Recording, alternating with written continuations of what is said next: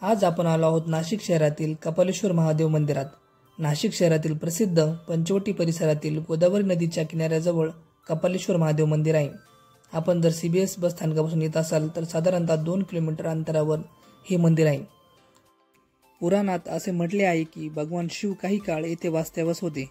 हे देशातील पहिले मंदिर आहे जेथे नंदी भगवान शंकरासमोर नाही।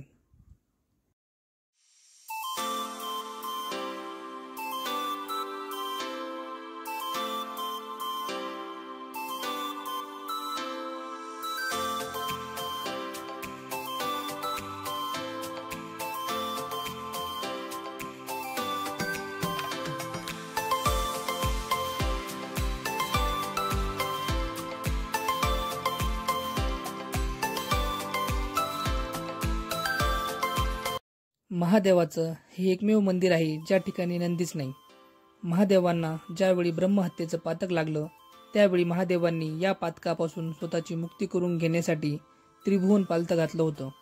मात्र त्यांचं पातक काही दूर होईना। आपण या पातकापासून कसं सुटणार याची चिंता महादेवांना सतावत असतानाच नंदीनं त्यांना नाशिकच्या रामकुंडावर आणलं।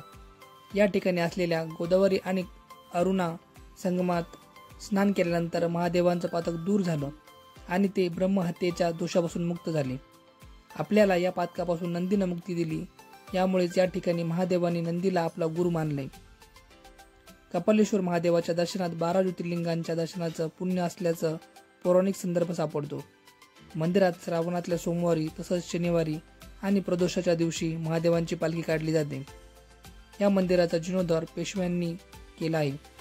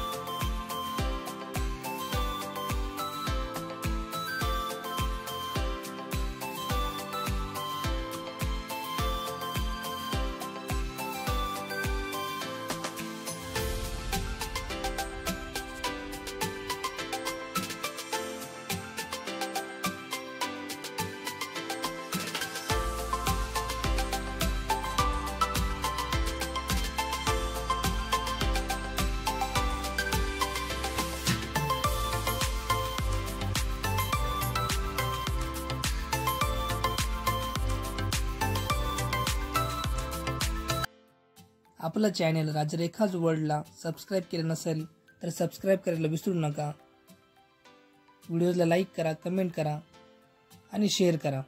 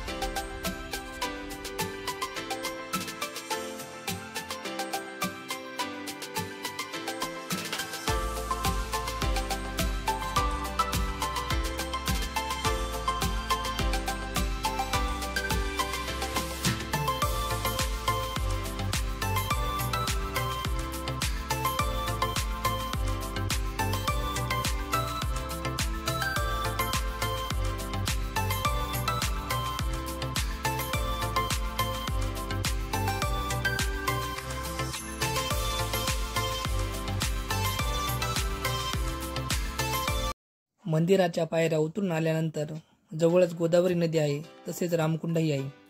या रामकुंडात प्रभू रामचंद्रांनी दशरथाची श्राद्ध केली होती अशी श्रद्धा आहे. कपालेश्वर मंदिराच्या समोर आणि गोदावरी नदीच्या पलीकडे प्राचीन सुंदर नारायण मंदिरही आहे. हरिहर भेट महोत्सवाच्या वेळी कपालेश्वर आणि सुंदर नारायण मंदिरांमधून अनुक्रमे शंकर आणि विष्णू यांचे मुखवटे गोदावरी नदीवर आणले जातात आणि त्यांची भेट घडवली जाते. श्रावणी सोमवारी आणि इतर सोमवारीही या कपालेश्वर मंदिरात कायम भाविकांची गर्दी असते. तर तुम्ही जर नाशिकला आलात तर कपालेश्वर मंदिराला नक्की भेट द्या व कपालेश्वराचे दर्शन घ्या. थँक्यू.